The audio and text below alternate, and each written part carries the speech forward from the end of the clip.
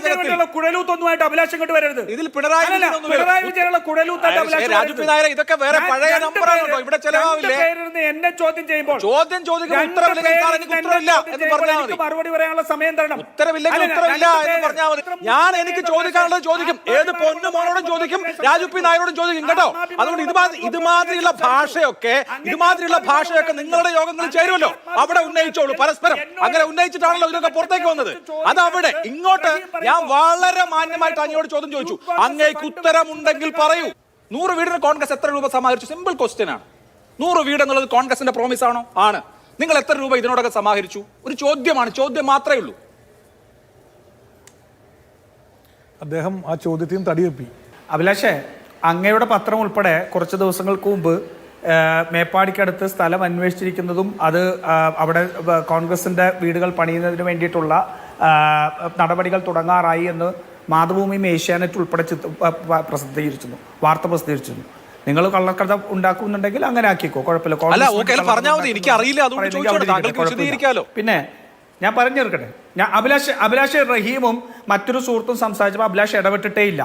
അഭിലാഷ് കോൺഗ്രസിന്റെ വീടുകൾ ഇല്ലാത്തതാണ് അഭിലാഷിന്റെ ഏക പ്രശ്നം. അതിന് പിണറായി വിജയനെ രക്ഷപ്പെടുത്താനാണ്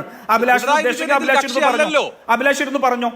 ഞാൻ മിണ്ടാതിരിക്കാം. അല്ലല്ല എന്റെ ആദ്യഘട്ടത്തിൽ 5 തവണ ഇടപെട്ടു. റഹീം പറഞ്ഞ ഒരു മിനിറ്റ് അഭിലാഷ് പറയുകയാണെങ്കിൽ ഞാൻ മിണ്ടുന്നില്ല. റഹീം പറയുന്ന പച്ചക്കള്ളത്തിന് പച്ചക്കള്ളത്തിന് ഒരിക്കൽ പോലും ഇടപെട്ടില്ല. ഞാൻ പറയട്ടെ അഭിലാഷ് അഭിലാഷ് എന്നോട് ആദ്യഘട്ടത്തിൽ ചോദിച്ചാൽ യൂത്ത് കോൺഗ്രസ് ഫണ്ട് വെട്ടിപ്പ് നടത്തിയോ എന്ന് ചോദിച്ചോ? ഞാൻ ചോദിച്ചിരുന്നു. എന്റെ അടുത്ത് ഞാൻ ചോദിച്ചില്ല. ഇല്ലല്ലോ, സമാഹരിച്ചില്ലെന്നല്ലേ ചോദിച്ചത്? അതെ, അതാണ് എന്റെ പ്രശ്നം. റഹീം ആദ്യം പറഞ്ഞപ്പോ ഞാൻ പറയട്ടെ അഭിലാഷ് എന്നോടല്ലേ ചോദിച്ചത്? അതിനുള്ള മറുപടി ഫണ്ട് വെട്ടിപ്പ് നടത്തിയെന്ന് ഞാൻ പറഞ്ഞിട്ടില്ലല്ലോ. ഞാൻ പറയട്ടെ എന്റെ സമയത്ത് ഞാൻ പറയട്ടെ. അവിടെ അഭിലാഷ് എന്റെ അടുത്ത് ചോദിച്ചത് ഫണ്ട് സമാഹരിക്കുന്നതിൽ വീഴ്ച വന്നു എന്നുള്ളതാണ്. അങ്ങേക്ക് ബോധ്യമുണ്ടായിരുന്നു ഫണ്ട് വെട്ടിപ്പ് നടന്നിട്ടില്ല, സമാഹരിക്കുന്നതിൽ വീഴ്ച. റഹീം ഫണ്ട് തട്ടിപ്പ് എന്ന് പറഞ്ഞപ്പോ അഭിലാഷ് ഇടപെട്ടില്ലല്ലോ. ഞാൻ അതല്ല രാജു പി നായരോട് ചോദിച്ചത്. രാഷ്ട്രീയ ആരോപണമല്ലേ അത്? ഞാൻ അതിനകത്ത് വന്നിരിക്കുന്ന പണം അങ്ങനെ നിങ്ങൾ ഇങ്ങനെ ഇടപെടല്ലേ? എന്നാ നിങ്ങൾ സംസാരിച്ചോ? അല്ല, എന്നോടല്ലേ അങ്ങ് ചോദിച്ചത്? അതിനുള്ള മറുപടി പറഞ്ഞതാണോ? കുഴലൂത്തൊന്നുമായിട്ട് അഭിലാഷം കൊണ്ട് വരരുത്. ഇതിൽ പിണറായി വിജയനുള്ള കുഴലൂത്തായിട്ട് രാജു പി നായർ ഇതൊക്കെ വേറെ പഴയ നമ്പറാണോ ഇവിടെ ചെലവാവില്ലേ? എന്നെ ചോദ്യം ചെയ്യുമ്പോൾ ചോദ്യം ചോദിക്കുന്ന ഉത്തരവില്ല എന്ന് പറഞ്ഞാൽ മതി. മറുപടി പറയാനുള്ള സമയം തരണം. ഉത്തരവില്ലെങ്കിൽ ഉത്തരവില്ല എന്ന് പറഞ്ഞാൽ മതി. ചോദ്യം ചോദിക്കുന്നവരെ ആക്ഷേപിക്കുക എന്നുള്ളത് ഒരു നല്ല മാസമൊന്നുമല്ല. അതുകൊണ്ട് കാര്യമൊന്നുമില്ല. ഇപ്പൊ എന്നെ നിങ്ങൾ എന്ത് ആക്ഷേപിച്ചാലും 88 ലക്ഷം രൂപയെ യൂത്ത് കോൺഗ്രസിന് സമാഹരിക്കാൻ കഴിഞ്ഞിട്ടുള്ളൂ എന്ന വസ്തുത അവിടെ നിൽക്കും. എനിക്കൊന്നും ചെയ്യാൻ പറ്റില്ല. റഹീം, നിങ്ങളുടെ ചർച്ചയുടെ ടോപ്പിക്കിനെ ചോദ്യം ചെയ്തിട്ട് ആത്മാഭിമാനം പോയില്ലാതെ അദ്ദേഹത്തിന്റെ രാഷ്ട്രീയ അഭിപ്രായം പറഞ്ഞതാണെന്ന് നിങ്ങൾ അങ്ങോട്ട് പറയുമ്പോൾ ഞാൻ ഇടപെടാറുണ്ടോ? ഇപ്പോ എന്താണ് വേറെ എന്തൊക്കെയോ രാഷ്ട്രീയ ആരോപണങ്ങൾ അങ്ങോട്ട് ഉന്നയിച്ചല്ലോ, ഞാൻ ഇടപെടുന്നുണ്ടോ? ഇല്ല. അതൊക്കെ രാഷ്ട്രീയ ആരോപണങ്ങൾ നിങ്ങൾ അങ്ങോട്ടും ഇങ്ങോട്ടും ഉന്നയിക്കുക. എന്റെ മുമ്പിലുള്ളത് വിഷയമാണ്, അതിലുള്ള ചോദ്യങ്ങളാണ്. യൂത്ത് കോൺഗ്രസ് ഫണ്ട് വെട്ടിച്ചൊന്നും ഞാൻ പറഞ്ഞിട്ടില്ല. ഫണ്ട് കളക്ട് ചെയ്യാത്തത് എന്തുകൊണ്ട് എന്നുള്ളതാണ് എന്റെ ചോദ്യം. മറുപടി പറയട്ടെ. എന്നോട് ചോദിച്ചതിന് മറുപടി പറയട്ടെ. പറയൂ. അങ്ങ് പകരം എന്നെ ആക്ഷേപിക്കുകയാണ്. മറുപടി ഉണ്ടെങ്കിൽ അത് പറയൂ. ഞങ്ങൾക്ക് മറുപടി പറയാനുള്ള സമയം തരൂ. അതിന് ഞാൻ റെഡിയാണ്. പകരം എന്നെ ആക്ഷേപിച്ചാൽ ഞാൻ കേട്ടോണ്ടിരിക്കണോ? താങ്കൾ എന്താ അടിസ്ഥാനത്തിലാണ് ഞാൻ പിണറായി വിജയന്റെ ഗുണലൂപ്പ് നടത്തുകയാണെന്ന് പറഞ്ഞത്? മുട്ടിലരയല്ലേ? അതാണ് എനിക്കും പറയാനുള്ളത്. ഉത്തരം ഉണ്ടെങ്കിൽ പറയൂ ശ്രീ രാജു പി നായർ. പിന്നെ നിങ്ങളുടെ ഇങ്ങനെ ഇമാതിരിയുള്ള വർത്താനമൊക്കെ കേട്ട് കഴിഞ്ഞാൽ പേടിച്ചു പോകുന്ന ആൾക്കാരൊക്കെ ഉണ്ടാവും. അത് അവിടെ വെച്ചാൽ മതി, അത് കയ്യിൽ വെച്ചാൽ മതി. ഞാൻ എനിക്ക് ചോദിക്കാനുള്ളത് ചോദിക്കും. ഏത് പൊന്നു മോനോടും ചോദിക്കും, രാജു പി നായരോടും ചോദിക്കും കേട്ടോ. അതുകൊണ്ട് ഇതുമാതിരിയുള്ള ഭാഷയൊക്കെ നിങ്ങളുടെ യോഗങ്ങളിൽ ചേരുമല്ലോ, അവിടെ ഉന്നയിച്ചോളൂ പരസ്പരം. അങ്ങനെ ഉന്നയിച്ചിട്ടാണല്ലോ ഇതൊക്കെ പുറത്തേക്ക് വന്നത്. അതവിടെ ഇങ്ങോട്ട് ഞാൻ വളരെ മാന്യമായിട്ട് അങ്ങയോട് ചോദ്യം ചോദിച്ചു. അങ്ങേക്ക് ഉത്തരമുണ്ടെങ്കിൽ പറയൂ. ഉത്തരം മുട്ടെങ്കിൽ അങ്ങ് പറയേണ്ട, വേറെ എന്തെങ്കിലും പറഞ്ഞു, എനിക്ക് പ്രശ്നമില്ല. പക്ഷെ ഇങ്ങോട്ട് ആക്ഷേപിച്ച് ഞാൻ അങ്ങോട്ടും പറയും, അത്രേ ഉള്ളൂ. യൂത്ത് കോൺഗ്രസിനെ ചാരി പിണറായി വിജയനെ രക്ഷപ്പെടുത്തലാണ്. എന്തിനാ? ഇവിടെ പിണറായി വിജയൻ കക്ഷിയല്ലല്ലോ. 30 വീട് നിർമ്മിച്ചു കൊടുക്കാം എന്ന് പറഞ്ഞ ആളുകൾ 1 കൊല്ലം കഴിഞ്ഞിട്ട് 88 ലക്ഷം രൂപയെ സമാഹരിച്ചിട്ടുള്ളൂ എന്ന് പറഞ്ഞാൽ അത് നാണക്കേടാണ് ശ്രീ രാജു പി നായർ. അത് നാണക്കേടാണ് എന്ന് മാത്രമല്ല, അതെ. ഇനി ഞാൻ പറയട്ടെ. അല്ല നാണക്കേട് ഞാൻ ചൂണ്ടിക്കാണിച്ചാൽ അങ്ങ് എന്നെ എത്രയോ ചർച്ചയിൽ പങ്കെടുത്തിട്ടുള്ള ആളാണ്.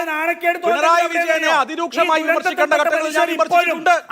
താങ്കൾക്ക് ആ പ്രശ്നം ഉണ്ടായിരുന്നല്ലോ. സമരത്തിനും പോലീസ് നടപടി നേരിടേണ്ടി വരുമ്പോ അഭിലാഷിന് അപ്പോഴായിരുന്നു നാണക്കേട് തോന്നേണ്ടിയിരുന്നത്. ഈ ദുരന്തബാധിതർ അവിടെ ചെന്ന് സമരം ചെയ്യുമ്പോൾ പോലീസ് നടപടി നേരിട്ടു. ആ പോലീസ് നടപടി നേരിടുമ്പോഴായിരുന്നു അങ്ങേക്ക് ഈ പറയുന്ന നാണക്കേട് തോന്നേണ്ടത്. എനിക്ക് നാണക്കേട് തോന്നുന്ന സന്ദർഭങ്ങളിലൊക്കെ ഞാനത് പറഞ്ഞിട്ടുണ്ട്. അങ്ങ് എന്റെ എത്രയോ ചർച്ചകളിൽ പങ്കെടുത്തിട്ടുണ്ട് ശ്രീ രാജു പി നായർ. അന്ന് മിക്കവാറും ഘട്ടങ്ങളിലൊക്കെ അന്ന് എന്റെ കൂടെ ആയിരുന്നു. കാരണം എന്താണെന്നറിയോ, ഞാൻ സർക്കാരിനെ വിമർശിക്കായിരുന്നപ്പോ ഇപ്പൊ നിങ്ങളാണ് വിമർശന മുനയിൽ. ആ വിമർശനം പറയുന്നത് അസഹിഷ്ണുത കാണിക്കുന്നത് എന്തിനാണ്? അപ്പൊ തന്നെ ഡിവൈഎഫ്ഐ വന്നിട്ട് 100 വീടുകൾ പറഞ്ഞു. അപ്പൊ തന്നെ ദുരന്തം നടന്നതിന്റെ ആ ആഴ്ച തന്നെ കർണാടക മുഖ്യമന്ത്രി 100 വീട് പറഞ്ഞു. അങ്ങ് ചോദിച്ചല്ലോ ദേശീയ നേതാക്കന്മാരുണ്ടെന്ന്. പ്രിയങ്ക ഗാന്ധി MP ആയിരിക്കുന്നതുകൊണ്ടും രാഹുൽ ഗാന്ധി MP ആയിരിക്കുന്നതുകൊണ്ടുമാണ് കർണാടക സർക്കാർ അവിടെ 100 വീട് പറഞ്ഞത്. എന്നാ പറഞ്ഞത്? ദുരന്തം നടന്നപ്പോൾ തന്നെ പറഞ്ഞു 29/12/2024 കർണാടക മുഖ്യമന്ത്രി പിണറായി വിജയൻ എഴുതിയ ഒരു കത്തിന്റെ വായിക്കാം. It is concerning that no communication has been received from the government of Kerala regarding the necessary guidelines or directions to implement the project. 20 കോടി രൂപ കർണാടക സർക്കാർ കേരളത്തിന് പണം കൊടുക്കാം, വീട് പണിത് കൊടുക്കാമെന്ന് പറഞ്ഞിട്ട് 7 മാസമായിട്ടും സർക്കാരിന്റെ ഒരു കമ്മ്യൂണിക്കേഷൻ പോലും ഇല്ല എന്ന് കർണാടക ഗവൺമെന്റ് കേരള ഗവൺമെന്റിന് കത്തെഴുതേണ്ടി വന്നു. ഇതാണോ ദുരിതാശ്വാസത്തിലെ ഏറ്റവും മികച്ച മാതൃക? ദുരിതാശ്വാസത്തിന്റെ മികച്ച മാതൃകയാണോ അല്ലയോ എന്ന് ഞാൻ ചോദിച്ചില്ല. ശരി, 100 വീട് കോൺഗ്രസ് പണിയാൻ പ്രഖ്യാപിച്ചല്ലോ. 100 വീടിന് വേണ്ടി നിങ്ങൾ എത്ര രൂപ സമാഹരിച്ചു പറയാൻ പറ്റുമോ കേരളത്തോട്? ബാക്കിയുള്ളവരൊക്കെ പറഞ്ഞല്ലോ 100 വീടിന് വേണ്ടി കോൺഗ്രസ് പാർട്ടി ഇത്ര രൂപ സമാഹരിച്ചിട്ടുണ്ട് എന്ന് പറയാൻ പറ്റുമോ? അല്ല, ചോദ്യമാണ്. 100 വീടിന് കോൺഗ്രസ് എത്ര രൂപ സമാഹരിച്ചു? അല്ല, ചോദ്യമാണ്. ഇല്ലെങ്കിൽ താങ്കൾക്ക് ഉത്തരവില്ലാതെ ഞാൻ വിചാരിക്കും. 100 വീടിന് കോൺഗ്രസ് എത്ര രൂപ സമാഹരിച്ചു?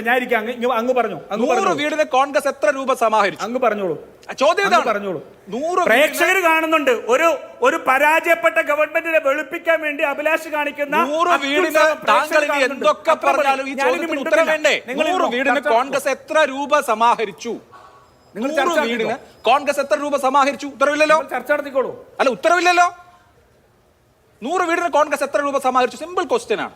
100 വീട് എന്നുള്ളത് കോൺഗ്രസിന്റെ പ്രോമിസ് ആണോ? ആണ്.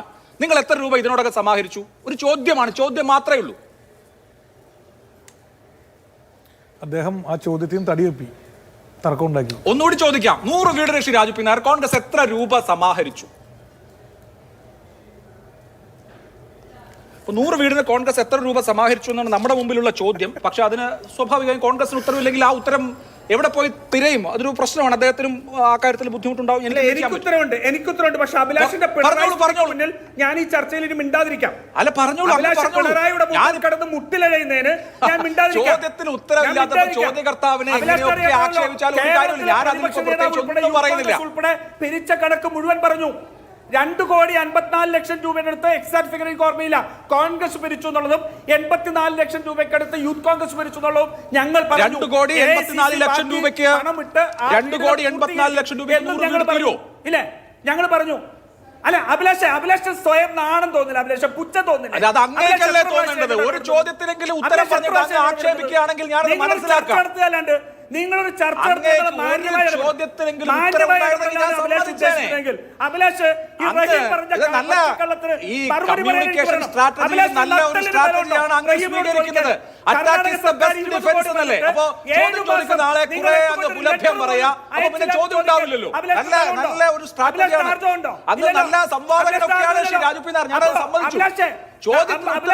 ചോദ്യകർത്താവിനെ കുറെ അങ്ങ് പുലഭ്യം പറയാം. അപ്പൊ പിന്നെ ചോദ്യം ഉണ്ടാവില്ലല്ലോ.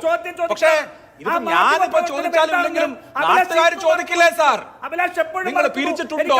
പിരിച്ചിട്ടുണ്ടെങ്കിൽ ആ പിരിച്ച പണം എവിടെ? ഇത് ചോദിക്കില്ലേ? പ്രവർത്തനത്തിന്റെ എന്താണ് എത്തിക്സ് എന്ന് മറന്നിരിക്കുന്നു. ഈ മാധ്യമപ്രവർത്തനത്തിന്റെ എത്തിക്സ് ചോദ്യം ചോദിക്കാനുള്ള ചോദിക്കേണ്ട ഇടത്ത് ചോദിക്കുക എന്നുള്ളതാണ്.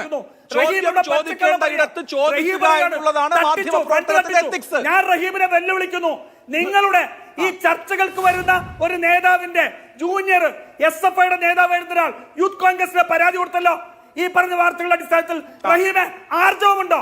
ശരി, അത് അവര് പറയേണ്ട കാര്യമാണ്. ഞാൻ അങ്ങനെ ഒരു വാദമേ ഉന്നയിച്ചിട്ടില്ല. കേസെടുക്കാൻ നിങ്ങൾ കേസെടുത്തോ? നിങ്ങൾ കേസെടുത്തില്ലല്ലോ. പറയൂ, റഹീം പറയൂ. ആർക്കാ പരാതി? യൂത്ത് കോൺഗ്രസ് ഫണ്ട് വെട്ടിപ്പ് നടത്തി നിങ്ങൾ എവിടെ അറിഞ്ഞു എന്ന് പറഞ്ഞത് റഹീമാണ്, അല്ലെങ്കിൽ ഡിവൈഎഫ്ഐ CPM ആണ്. ഞാൻ പറഞ്ഞിട്ടില്ല. അത്തരത്തിൽ കള്ളക്കഥകൾ അതിന് മറുപടി ഉണ്ടെങ്കിൽ പറഞ്ഞോ, റഹീം പറഞ്ഞോ. അഭിലാഷിന്റെ സഹായത്തോടു കൂടി യൂത്ത് കോൺഗ്രസിനെ ആക്രമിക്കാൻ വേണ്ടി ഈ ചർച്ച നടത്തിയതിൽ ഒരു കാര്യമില്ല. ഞാൻ എന്തിനാണ് ഇപ്പോ യൂത്ത് കോൺഗ്രസിനെ ആക്രമിക്കുന്നത്? നിങ്ങൾ പിരിച്ച പൈസ എവിടെ? പിരിച്ചിട്ടുണ്ടെങ്കിൽ, പിരിച്ചിട്ടില്ലെങ്കിൽ എന്തുകൊണ്ട് പിരിക്കാതെ, എന്തുകൊണ്ടാണ് പിരിക്കാൻ പറ്റാതിരുന്നത്? ഇതാണല്ലോ ചോദ്യം. ഞാൻ ചോദിക്കട്ടെ, ഞാൻ ആദ്യഘട്ടത്തിൽ പറഞ്ഞെടുത്ത് 5 പ്രാവശ്യം അഭിലാഷ് ഇടപെട്ടു. അഭിലാഷ് ഈ രണ്ടാമത്തെ ഘട്ടത്തിൽ ഒരു വാക്കെങ്കിലും എന്നെ കൊണ്ട് മുഴുമിപ്പിക്കാൻ സമ്മതിച്ചിട്ടുണ്ടോ? നിങ്ങളല്ലേ 100 വീട് പ്രഖ്യാപിച്ചത്? അത് കൊടുക്കാതിരിക്കുന്ന കാര്യം എനിക്കിപ്പോ എന്നെ അരുണിനോടോ റഹീമിനോടോ ചോദിക്കാൻ പറ്റുമോ? കോടി രൂപ പിരിച്ചൊരു സർക്കാർ വീട് കൊടുക്കാമെന്ന് പറഞ്ഞവരോടല്ലേ എന്തുകൊണ്ട് കൊടുത്തില്ല എന്ന് ചോദിക്കുക. സർക്കാരാണ് ഈ പറയുന്ന മനുഷ്യരുടെ മുഴുവൻ പണം ഞങ്ങളുടെ കയ്യിൽ തരണം, ഞങ്ങൾ ഊരാളുകളെ കൊണ്ട് തട്ടിച്ച് തിന്നുകൊള്ളാം, ഞങ്ങൾ അങ്ങനെ അല്ലല്ലോ സർക്കാർ പറഞ്ഞത്. അങ്ങനെയാണോ ദുരിതാശ്വാസത്തിൽ എറണാകുളത്താണ് അഭിലാഷ്? അല്ല, അങ്ങനെയാണോ? എന്താണ് സർക്കാരിന്റെ തീരുമാനം? ഈ ദുരിതത്തിൽ കൈയിട്ട് വാരിയത് ഇവരല്ലേ? ഒരു സെക്കൻഡ് കേൾക്കുമോ? ഇവരല്ലേ? അവർക്കെതിരെ വയനാട്ടില് വീട് പണിയാൻ വേണ്ടിയിട്ട് അതിൽ സമാഹരിക്കുന്ന തുകയ്ക്ക് വേണ്ടിയിട്ട് ഒരു പ്രത്യേക ബാങ്ക് അക്കൗണ്ട് തുറക്കുകയും ഈ ബാങ്ക് അക്കൗണ്ടിന്റെ പരിശോധനയ്ക്കായി ഒരു സെക്കൻഡ് അത് കേൾക്കും. നിരന്തരമായിട്ട് എന്നോട് ഇടപെടുകയാണ്. എന്ത് പറഞ്ഞാലും സത്യം സത്യമല്ലാതാവുമോ ശ്രീ രാജു പി നായർ? അഭിലാഷിനെയാണ് ഇന്ന് കാണുന്നത്. ഞാൻ എന്നാ ഒരു കാര്യം പറയാം, കേൾക്കുക. പരാജയങ്ങൾ ജനങ്ങൾ അറിയാതിരിക്കാൻ വേണ്ടി നിങ്ങൾ സർക്കാരിന് വേണ്ടി കവർ ഫയർ ഉണ്ടാക്കുകയാണ്. നിങ്ങളുടെ പരാജയം ചോദിച്ചാൽ വേറെ ആരുടെയെങ്കിലും പരാജയം മറച്ചു വെക്കേണ്ട കാര്യമുണ്ടോ? അതിന് കഴിയില്ല. സ്റ്റോറിയെ ആ വയനാട് ഒരൊറ്റ വീട് ആ മോഡൽ ഹൗസിന്റെങ്കിലും പണി കഴിഞ്ഞേക്കുന്നത് നിങ്ങളൊന്ന് സ്റ്റോറി ചെയ്യും.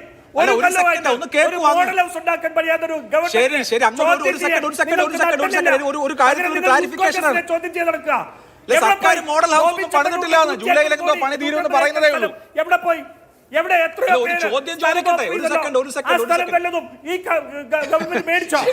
അവർക്ക് എന്തെങ്കിലും ഏകോപനം ഉണ്ടായോ? അന്തിമ ലിസ്റ്റ് ആയിട്ടില്ല. 402 പേരുടെ ലിസ്റ്റ് ഇറങ്ങിയിരിക്കുന്ന പോലും ഒരു വർഷമായിട്ട് അറിയാൻ പറ്റിയിട്ടില്ല. എന്നിട്ട് റഹീം ചോദിക്കുകയാണ് യൂത്ത് കോൺഗ്രസിന്റെ സ്ഥലത്തിന്റെ ലിസ്റ്റായോ? നാണമുണ്ടോ? നാണോ ഉളുപ്പുണ്ടോ? ഒരു കൊല്ലമായിട്ട് അന്തിമ പട്ടിക ഉണ്ടാക്കാൻ പറ്റിയിട്ടില്ല. ആ സർക്കാർ ഒരു സന്നദ്ധ സംഘടനയോട് ചോദിക്കുകയാണ്, നിങ്ങൾ പട്ടിക തയ്യാറാക്കിയോ? നിങ്ങൾ പട്ടിക തയ്യാറാക്ക്, ഞങ്ങൾ അപ്പം അതിനകത്ത് കൊടുക്കും. ഞങ്ങൾക്ക് അതിനകത്ത് യാതൊരു അഭിപ്രായ വ്യത്യാസവുമില്ല, ഞങ്ങൾക്ക് ഒരു പ്രശ്നമില്ല ചെയ്യാനായിട്ട്. സർക്കാരിന് ഫണ്ട് കൊടുക്കും, സർക്കാർ അതെടുത്തിട്ട് എന്ത് ചെയ്യും ചെയ്യാതിരിക്കും എന്നുള്ളത് നമുക്ക് അറിയില്ലല്ലോ എന്ന് പറഞ്ഞല്ലോ. നോക്കൂ, എന്താണ് ഇപ്പോ ഈ വിവിധ സ്പോൺസർമാരുണ്ടല്ലോ, യൂത്ത് കോൺഗ്രസ് ഉണ്ടെങ്കിൽ യൂത്ത് കോൺഗ്രസ് അടക്കം, ഡിവൈഎഫ്ഐയും AYF ഒക്കെ ഉണ്ട്, മറ്റുള്ളവരുണ്ട്. അപ്പൊ അവരൊക്കെ കൊടുക്കുന്ന പണം വാങ്ങാൻ വേണ്ടിയിട്ട് ഒരു പ്രത്യേക ബാങ്ക് അക്കൗണ്ട് ആരംഭിക്കുകയും ഈ ബാങ്ക് അക്കൗണ്ടിലെ ക്രയവിക്രയങ്ങൾ പരിശോധിക്കാൻ മുഖ്യമന്ത്രി, പ്രതിപക്ഷ നേതാവ്, സ്പോൺസർമാരുടെ പ്രതിനിധികൾ എന്ന ആളുകൾ ഉൾപ്പെട്ട ഒരു സമിതി പ്രവർത്തിക്കുകയും ചെയ്യുന്നുണ്ട്. അതായത് യൂത്ത് കോൺഗ്രസ് ഇതിലെ പൈസ കൊടുത്തിട്ടുണ്ടായിരുന്നുവെങ്കിൽ യൂത്ത് കോൺഗ്രസിന്റെ പ്രതിനിധിയും ഈ ബാങ്ക് അക്കൗണ്ട് പരിശോധിക്കുന്ന സമിതിയിൽ ഉണ്ടാവും. എന്തായാലും പ്രതിപക്ഷ നേതാവ് ഉണ്ട്. അപ്പോൾ ഇങ്ങനത്തെ ഒരു പ്രതിപക്ഷ നേതാവിന് ഈ അക്കൗണ്ടിൽ നിന്ന് ആരെങ്കിലും മോഷ്ടിക്കുന്നുണ്ടെങ്കിൽ നോക്കാനുള്ള കഴിവൊക്കെ ഉള്ള ആളല്ലേ? അങ്ങനത്തെ ഒരു സംവിധാനമാണല്ലോ ഈ ഫണ്ട് വിനിയോഗിക്കാൻ വേണ്ടിയിട്ട് രൂപീകരിച്ചത്. കാക്കനാട് എങ്ങനെയാ? എറണാകുളം കളക്ടറേറ്റ് കേന്ദ്രീകരിച്ച് എങ്ങനെയാ അത്രമാത്രം ഇതുപോലെ ഒരു സമിതി ഉണ്ടായിരുന്നില്ലല്ലോ പ്രളയ ഫണ്ടിൽ? എനിക്കൊന്ന് മറുപടി വന്നേ. പറഞ്ഞു. സിപിഎമ്മിന്റെ നേതാക്കന്മാർ ഉൾപ്പെടെ ബാങ്ക് ഉൾപ്പെടെ ചെയ്തുകൊണ്ട് അതിനകത്തൊരു ആത്മഹത്യ പോലും നടന്നു. ആ ദുരിതാശ്വാസ നിധിയിൽ നിന്നും കോടിക്കണക്കിന് രൂപ തട്ടിച്ചു കൊണ്ടുപോയത് എങ്ങനെയാണ് എന്നൊന്നും CMDRFലെ ഫണ്ട് വ്യാജമായ ബില്ല് എഴുതി അവിടെ പണം തട്ടിപ്പ് നടത്തി അത് കണ്ടുപിടിക്കുകയൊക്കെ ചെയ്ത വിഷയമല്ലേ? അതും ഇതും തമ്മിൽ എന്താ ബന്ധം? ഞാൻ ചോദിക്കുന്ന ചോദ്യം ഇത്രേ ഉള്ളൂ. ഈ ഫണ്ട് എങ്ങനെ വിനിയോഗിക്കും? സൊസൈറ്റി ഉണ്ടാക്കുന്നതിൽ യാതൊരു വ്യാജവും ഇല്ല. അഭിലാഷേ, റോഡ് പണിയിക്കണം എന്ന് കത്തെഴുതി എത്രയോ MLA-മാർ UDF-ന്റേതുണ്ട്. അതവിടെ നിൽക്കട്ടെ, നമ്മുടെ വിഷയം. പിണറായി വിജയന്റെ മകൾക്ക് ഭക്ഷണം മേടിക്കാനും പ്രതിപക്ഷ നേതാവും സ്പോൺസർമാരുണ്ടെങ്കിൽ ആർഭാടത്തിനല്ല ഞങ്ങൾ പണം കൊടുക്കുന്നത്.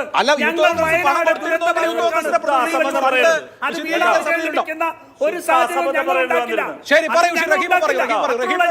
നേരത്തെ അദ്ദേഹം ഉന്നയിച്ചൊരു പ്രധാനപ്പെട്ട ചോദ്യമുണ്ട്. ഞാനല്ല ഫണ്ട് വെട്ടിപ്പ് എന്ന് പറഞ്ഞത്. ഫണ്ട് വേണ്ടിയല്ല ദുരിതാശ്വാസ പ്രവർത്തനം നടക്കുന്നത്. എന്താണ് അതിന്റെ കാര്യം? കള്ളയടിച്ചുകൊണ്ട് പോകാനല്ല. അറസ്റ്റിലായവരെ CPM-കാരാ. ദുരിതാശ്വാസ പ്രളയ ദുരിതാശ്വാസ CPM-കാരാ. ഒരാൾ മരണപ്പെട്ടത് ഫണ്ട് തട്ടിപ്പടുത്തിയത് CPM-കാരാണ്. നിങ്ങൾക്ക് നിഷേധിക്കാൻ പറ്റുമോ?